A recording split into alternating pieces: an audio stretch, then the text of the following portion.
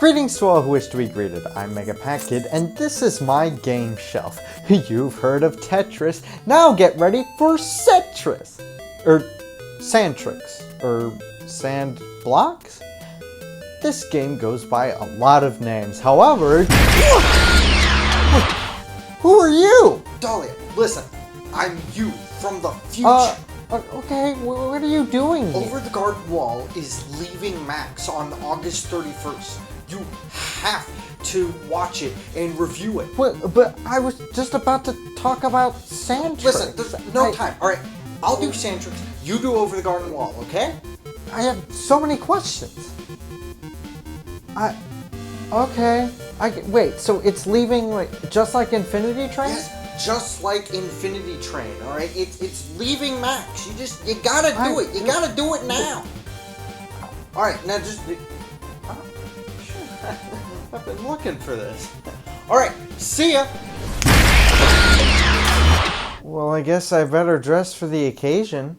The early to mid 2010s are potentially the greatest years for children's television that have ever been in the United States. Gravity Falls, Steven Universe, Adventure Time, all classics that have reigned supreme in people's minds for years, almost a decade even. Around this time, I kind of got out of watching regular television. Not that it was bad, I think I was just a little overwhelmed with all of the choices. It took a long time to finish the shows that I mentioned, at least relative to their initial releases. Gravity Falls I had to catch in rerun marathons, and Steven Universe was the same, but it was around the time the show was ending that I had to watch it all. And this was before I really had access to streaming services like Hulu, which had both of these shows at the time.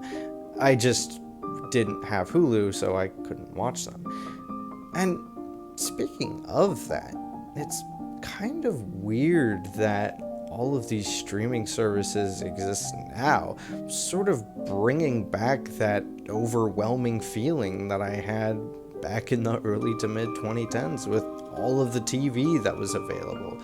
If you wanted to watch two shows that were on the same time but on a different network, you had to DVR one, or just cope, I guess. To this day, I haven't even finished Adventure Time, which still kind of bugs me. Of course, I could watch it, but again, there's so much to watch. So that brings me to Over the Garden Wall. A couple videos ago, I talked about the purge of Disney Plus and Hulu, and I talked about content that was being removed from those shows. Well, another streaming service that had a purge was Max, known at the time as HBO Max. A lot of content was being removed forever. OKKO, Let's Be Heroes, and Infinity Train, both shows that I wanted to watch, but now can't. I never will be able to watch them. They just don't exist anymore, thanks to Warner Brothers Discovery. Hi, Editing Dahlia here. I made a mistake. OKKO Let's Be Heroes is still on Hulu, and Infinity Train is on a few streaming places like Apple TV, where you can buy the seasons and episodes. So that's my mistake. Those shows aren't lost media. But HBO Max originals are lost media, like the Not Too Late show with Elmo. So when I heard that Over the Garden Wall was gonna meet the same fate, like a few minutes ago, I had to watch it. I didn't want to miss out on any other great television again. So I sat down, realized that it would only take 2 hours to complete this task, which, if you ask me, is actually a really good length for a TV show like this, and I started watching. Alright, time to fire up Max.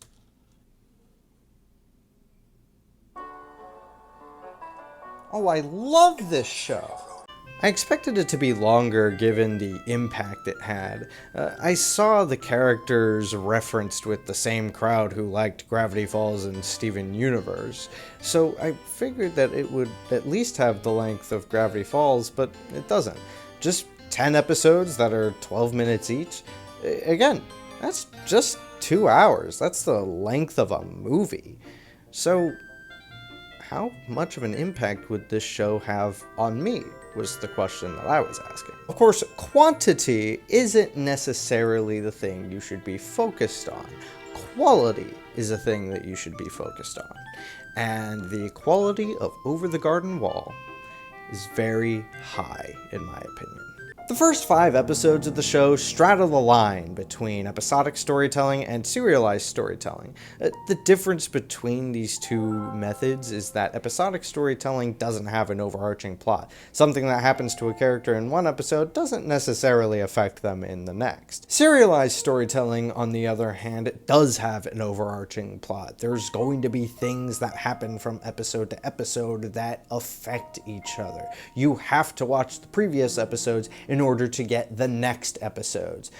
Shows like Steven Universe and The Owl House are perfect examples of this. It was kind of weird to me at first, especially because after episode 5 I had to take a break to go eat food, but then when I watched the second half, it was incredible.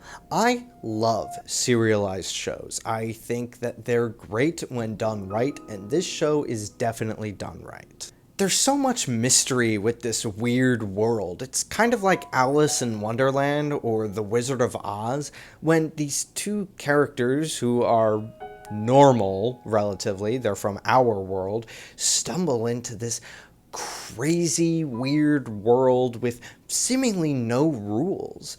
And that's exactly what there is over the Garden Wall. This show is so whimsical. I can see why a lot of people who are fans of the show will put it on every autumn, because it has an autumn aesthetic and it's just wonderful. At least for the most part. There is a snowstorm that happens in the last couple episodes, which is really more winter, so I guess you could watch this at the end of autumn if you wanted to, except you can't because it's leaving Max. The show follows 3 main characters, 4 if you count the frog: Wirt, Greg, and Beatrice. Beatrice, who's a bluebird who used to be human, who got her whole family cursed. It was great seeing them at the end. That's something I like about this show. All the loose ends that are started at the start are finished at the end. They're all tied up. And it's really nice to see. This show didn't leave any cliffhangers, which is good because it never got a second season, but it's also just good when a show does that. I know that I said I love serialized storytelling, but I also love when the show is actually over when it's over. Every character in the show is great, from the characters we only see one time because they're in one episode, to the characters that we see over and over again, like the main characters and the Woodsman. The Woodsman, who's played by Christopher Lloyd, does a fantastic job. I love this man. I have watched so many things that he's been in. Can you tell? The animation is great, the stories are wonderful, and that's not even mentioning the music. The score in the show is incredible. There's even musical numbers. At one point, the frog started singing, which is something that he hadn't done before, and he even says, "And over the garden wall." That's the name of the show! That was a cool moment.